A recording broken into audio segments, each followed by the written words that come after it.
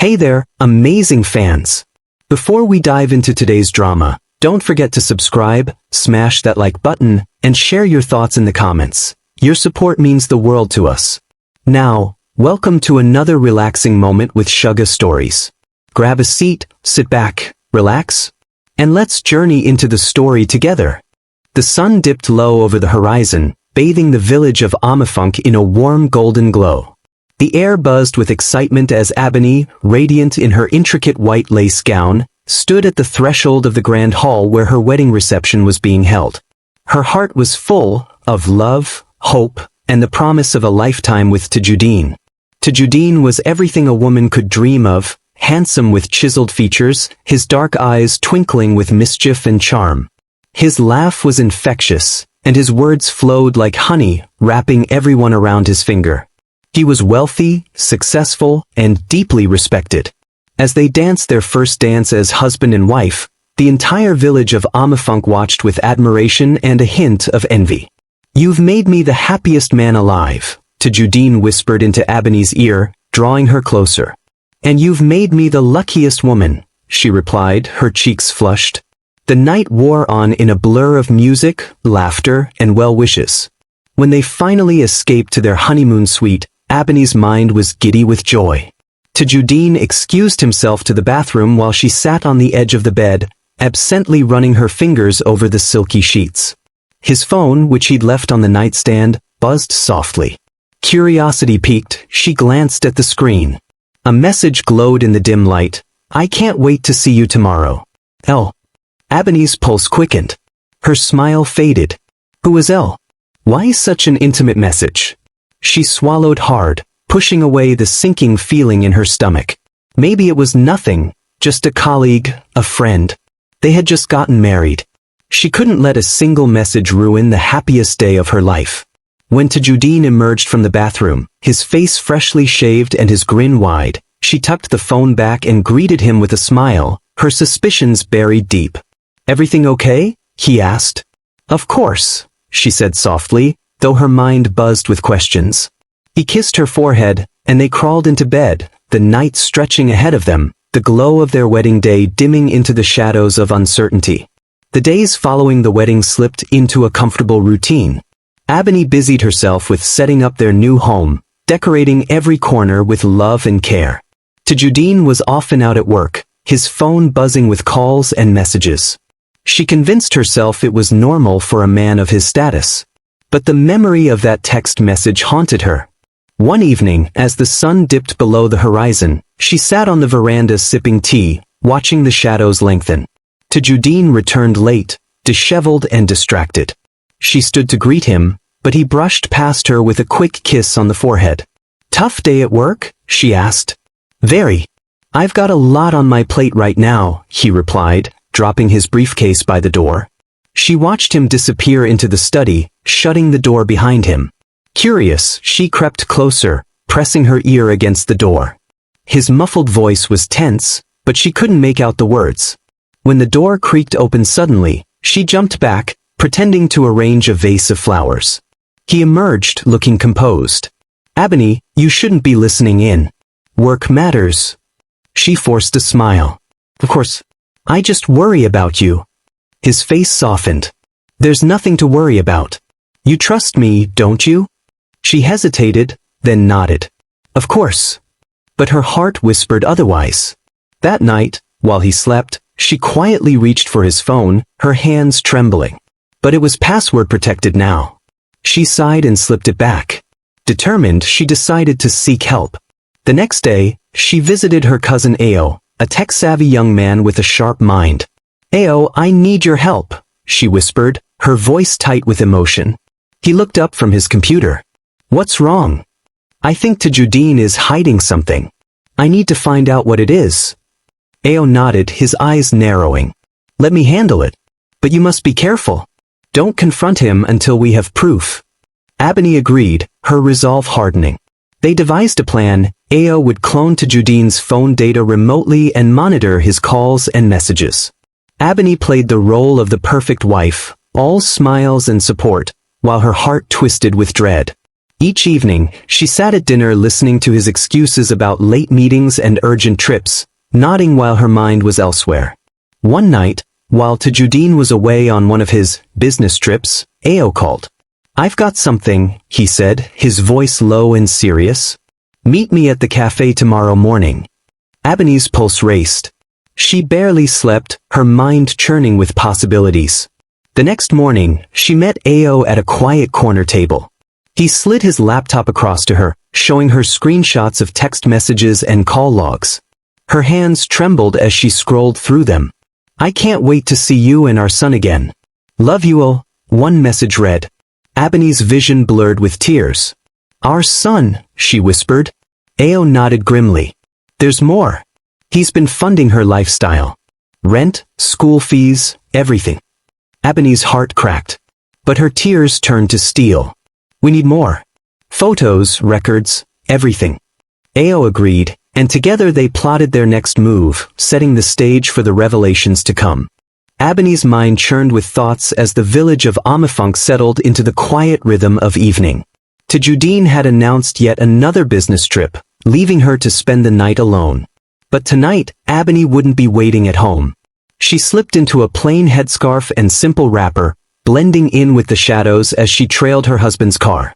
The streets of Amafunk twisted and turned, Tajudeen's vehicle weaving through them with practiced ease. Abani followed at a safe distance, her heart pounding in her chest. Every street lamp flickered like a warning, every alley whispered betrayal.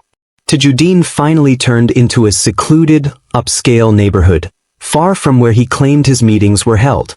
Abani parked a block away and continued on foot. She crouched behind a hedge as Tajudeen stepped out of his car, smoothing his crisp shirt. The house before him was grand, its windows glowing warmly. The front door opened, and a woman appeared, tall, elegant, her smile radiant. A child, no older than 5, darted out, wrapping his arms around Tajudeen's legs. Abani's breath caught. Her stomach twisted in knots. The woman kissed Tajudeen's cheek, her eyes sparkling with affection. They disappeared into the house, the door closing softly behind them. Abani crouched there for what felt like hours, her mind replaying the scene over and over. Tears blurred her vision, but she forced herself to remain composed. She retrieved her phone, snapping photos of the house, the car, and the family through the window. Her hands trembled, but she knew she needed evidence. Proof to confront him, proof to show the world. Back home, she lay in bed wide awake, staring at the ceiling. Her mind swirled with questions. Who was the woman? Why had Tajudeen hidden them from her? And most of all, how could she have been so blind? The next morning, she met Ao at his workshop. "I followed him last night," she whispered, her voice hoarse. "He has another family. A woman and a child." Ao's expression hardened. "I knew it. But we need more. We need irrefutable evidence." Abani nodded. "I'll get it. I'll catch him red-handed." Together, they strategized. Ao provided her with a discreet recording device and a tiny camera she could conceal in her purse. "Use these next time," he said. "And stay safe, Abani." Abani's heart steeled. She wasn't just a woman scorned. She was a woman on a mission. Abani's heart was a storm of emotions as she left Ao's workshop. Determination coursed through her veins, eclipsing the heartbreak that had nearly crushed her. She could no longer afford to be the silent, supportive wife. Now, she was a woman on a mission to reclaim her dignity and expose the truth. That evening, as Tajudeen returned home with his usual mix of charm and excuses, Abani played her role perfectly. She greeted him with a smile, served his favorite meal, and listened as he recounted his day, fabricated meetings and imaginary clients. But her mind was elsewhere, ticking through her plan. Over the next few weeks, Abani gathered evidence meticulously. Ao taught her how to use the recording device and mini-camera with precision. She would plant the camera into Tajudeen's car during his overnight trips and retrieve it when he returned. Each time, the footage revealed more of his secret life, meetings with Lamide, affectionate moments with their son, casual conversations that confirmed her suspicions. In the quiet hours of the night, Abani sat with Ao in his workshop, reviewing the collected data. Ao shook his head in disbelief. He's not just cheating, Ebony. He's living a double life. You deserve to confront him, but we need to make sure everyone sees the truth. Ebony's gaze hardened. I want the entire village to know. I want them to see who he really is. They plotted carefully. Ebony would organize a grand community celebration, something the village would find impossible to ignore. Tajudeen, ever the showman, would jump at the opportunity to showcase his success. And Lamide, unaware of Ebony's involvement, would be lured into the trap, believing she and her son were being honored. The day of the event arrived. The village square was adorned with colorful banners, lanterns, and tables laden with food. Guests gathered, chatting excitedly. Ebony, dressed in a stunning emerald green gown, moved gracefully through the crowd, greeting elders, friends, and neighbors. She exuded an air of calm and confidence, though her pulse raced beneath her calm exterior. Tajudeen stood proudly at the entrance, welcoming guests with his signature charm. Lamide and her son arrived soon after, dressed in elegant attire, believing they were attending a surprise celebration for Tajudeen's business achievements. They were escorted to a place of honor near the stage. As the sun dipped below the horizon, casting the square in a soft glow, Ebony took the stage. The crowd quieted, their faces turning toward her with curiosity. She took a deep breath and spoke into the microphone. Thank you all for coming tonight. We gather not just to celebrate success, but to honor truth, integrity, and the strength of our community. Her voice rang clear and steady, though her hands trembled slightly behind the podium. Tonight, I have a special presentation to share. The large screen behind her flickered to life. Images appeared, photos of Tajudeen and Lamide together, screenshots of messages, videos of their intimate moments. Gasps rippled through the crowd. Whispers filled the air. Lamide's face paled. Tajudeen froze, his confident smile collapsing into panic. Ebony stood tall, her voice unwavering. This is the man many of you admired. This is the man who deceived me, deceived Lamide, and deceived our entire community. Silence fell over the square, heavy with shock and betrayal. Tajudeen stammered, his words catching in his throat, but no one listened. His carefully constructed facade crumbled like dust. Lamide, stunned and tearful, gathered her son and prepared to leave. Ebony's eyes met hers briefly, an unspoken understanding passing between them. The damage was done. The truth was out. Ebony stepped down from the stage, her head held high. The whispers turned to murmurs of admiration. Women approached her with quiet words of solidarity. Men who once envied Tajudeen's charm shook their heads in disgust. But just when Ebony thought the nightmare was over, a chilling twist emerged. The stunned silence from the grand reveal lingered like a heavy fog. As guests began to murmur, Tajudeen stumbled forward, his face pale, mouth opening and closing like a fish gasping for air.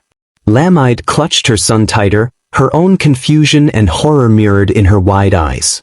But before Tajudeen could stammer out an excuse, a voice cut through the air, an elder from the village, Chief Adetokunbo. Is this true, Tajudeen? You were living two lives all along, the elder's voice boomed, his face flushed with anger and disbelief. Tajudeen's lips quivered, but no words came. His shoulders sagged under the weight of the revelation. Then, Lamide's voice, trembling but clear, rang out. I didn't know about Ebony. Tajudeen told me he was divorced. He said he was free to marry me. But now I see, her words dissolved into bitter sobs. The crowd erupted into a cacophony of shocked gasps and whispered exclamations. Women clutched each other, men shook their heads in disgust, and children peered up at the adults with wide, confused eyes. But it wasn't over. Chief Adetokunbo cleared his throat, silencing the crowd once more. There's more you all need to know. He gestured toward a woman who had been standing quietly at the edge of the square. She stepped forward, her eyes locked on Tajudeen. This is Aya Lamide, Lamide's mother. She has something to tell us. Aya Lamide, her voice firm despite the quaver, spoke. Tajudeen married my daughter first. Their marriage was legal, witnessed by both families, performed with all due rights. Ebony's marriage to him is null. He married her while still married to Lamide. This isn't just betrayal, it's bigamy. The crowd exploded with outrage. Ebony's knees threatened to buckle, but Ao was at her side in an instant, steadying her with a supportive arm. Tajudeen tried to protest, but his voice was swallowed by the rising voices around him. Chief Adetokunbo stepped forward, his expression hard. Tajudeen, you have not only betrayed these women but also shamed the entire village. This matter will be reported to the authorities. Justice must be served. Ebony's heart hammered in her chest, but she stood straighter, her voice cutting through the uproar. I will see to it. I will not be silenced. You betrayed me, Tajudeen, and you will answer for it. The crowd erupted into applause, cheers rising from those who had once been awed by Tajudeen's charisma. Now, they rallied behind Ebony, a woman scorned but unbroken.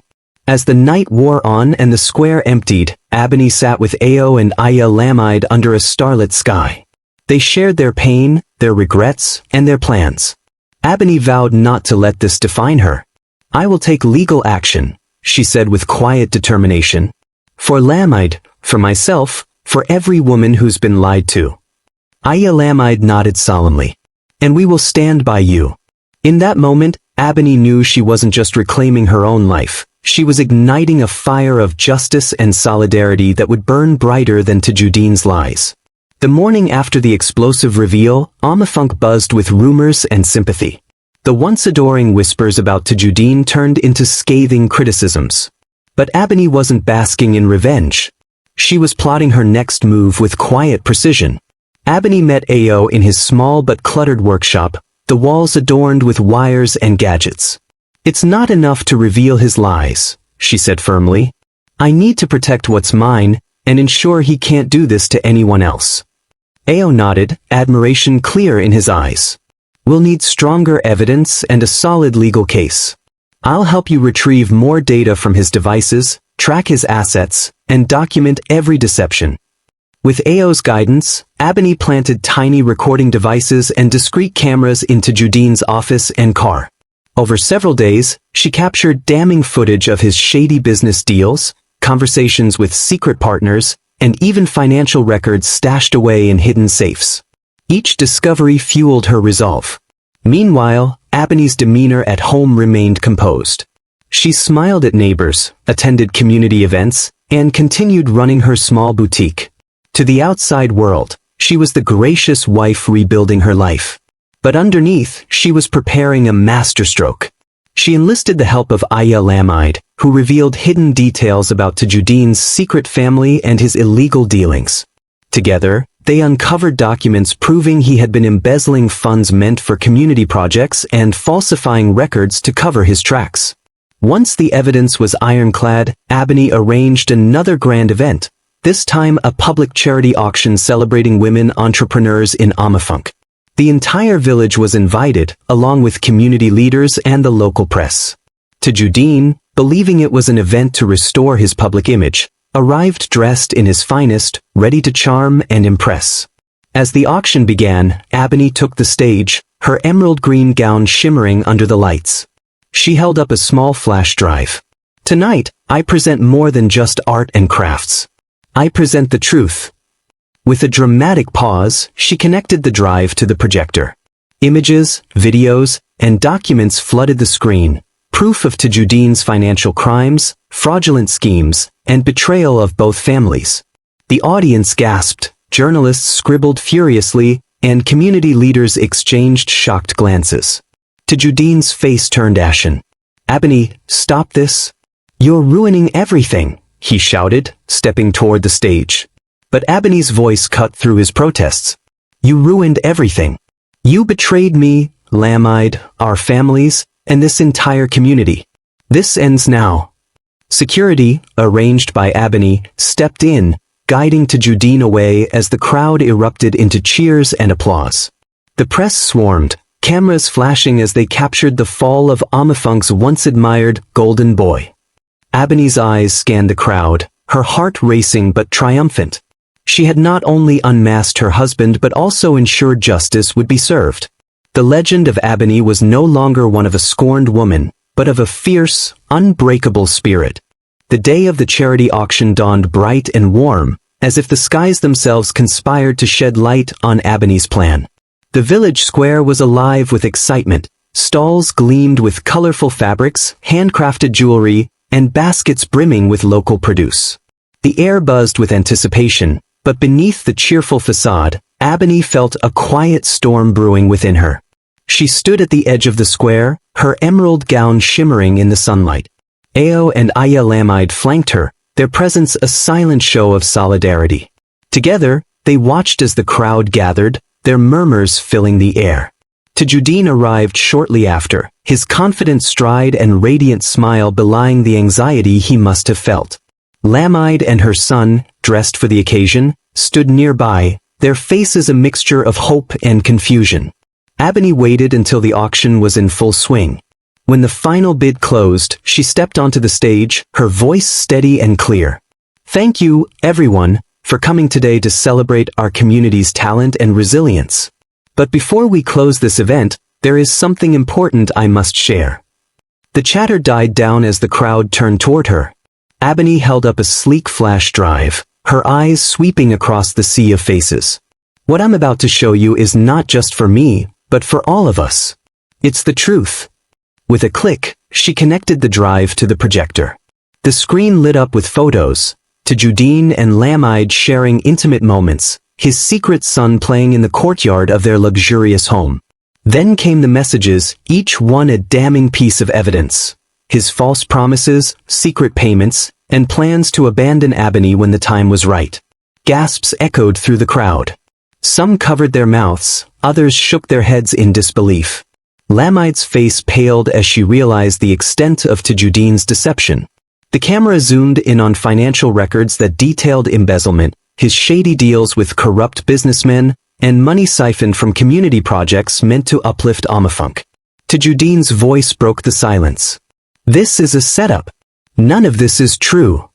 He stepped forward, his mask of confidence slipping. But Ebony was unshaken. "The evidence speaks for itself," she said calmly. "You betrayed me, you betrayed Lamide, and you betrayed every single person here. The lies end tonight." Security, prearranged by Ebony, approached Tajudeen. He tried to protest, but their firm grip silenced him. The cameras flashed, capturing every moment of his downfall. Chief Adetokunbo stepped onto the stage, his face grave. "Tajudeen, you will answer for your crimes. The authorities are already aware. You have not only broken the hearts of these women but also stolen from the very people you claimed to serve." Ebony turned to face the crowd. "This is not just about one man's betrayal. It's about standing up for ourselves, for our families, for justice. We will not be silenced.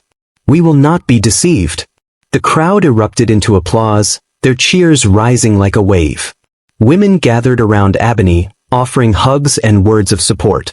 Men who once admired Tajudeen now looked at Ebony with newfound respect. As the sun set, casting golden light over the village, Ebony stood tall on the stage, her heart pounding with triumph. She wasn't just a woman who had uncovered the truth, she was a symbol of resilience, a beacon for others who had been wronged. The villagers lingered, murmuring in shock at the explosive revelations Ebony had unveiled. Tajudeen had been escorted away, and justice, it seemed, was within reach.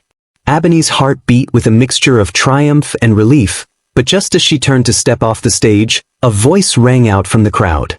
"Wait!" A hush fell. An older woman in an elegant gheli and flowing wrapper stepped forward, her face grave and determined. The villagers parted, allowing her through. Ebony's brows furrowed. She didn't recognize the woman. The woman's voice trembled slightly but carried weight. "I am Madame Fadik from Ibadan," she said. "I've come with news that must be shared. Tajudeen is not just a two-faced liar.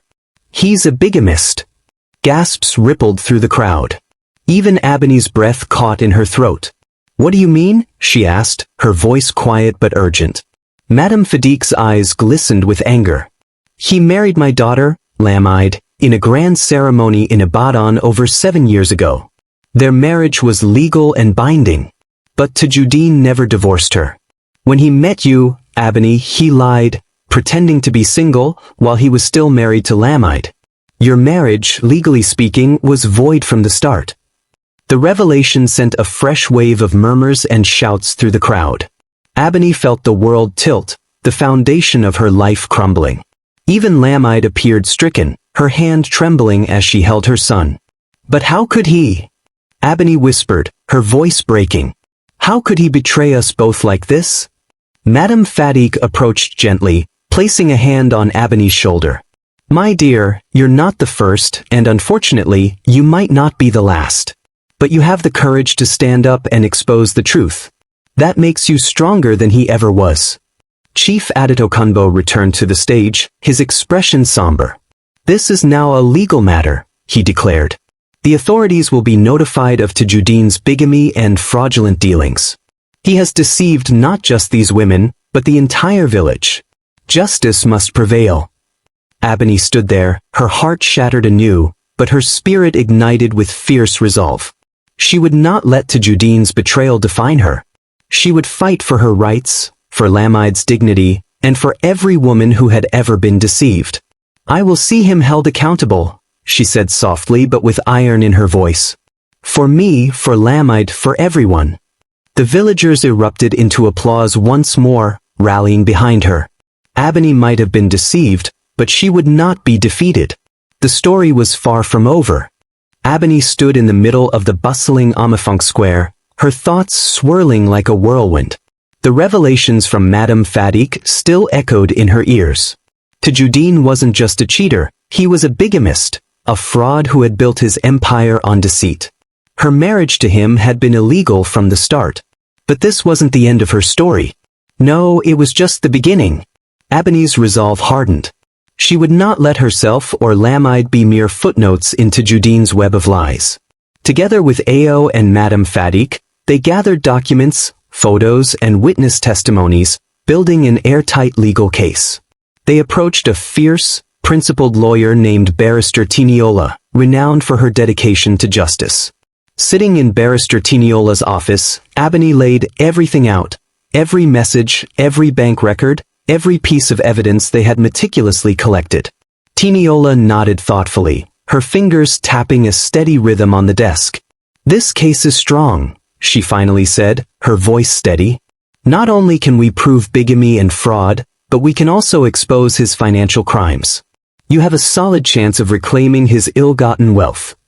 The legal wheels turned swiftly. Ebony filed for annulment and brought a civil lawsuit against Tajuddin for bigamy, fraud, and embezzlement. The village watched as headlines filled the papers. Amafunk businessman exposed for bigamy and fraud. In court, Ebony stood tall in a crisp, elegant outfit. Her testimony was clear, detailed, and backed by undeniable evidence. Lamide, standing beside her, added her voice to the chorus of truth. The courtroom buzzed with the magnitude of their revelations. Tajuddin, flanked by his lawyers, looked a shadow of his former self. His arrogance was gone, replaced by a pale, sweating desperation. When confronted with the overwhelming evidence, he broke down, confessing to his crimes in a bid for leniency. The judge's verdict was swift and severe. Tajuddin was stripped of his properties, fined heavily, and sentenced to prison for his fraudulent actions. The court awarded Ebony a significant settlement, ensuring her financial independence. Lamide also received restitution for the years of deception and betrayal.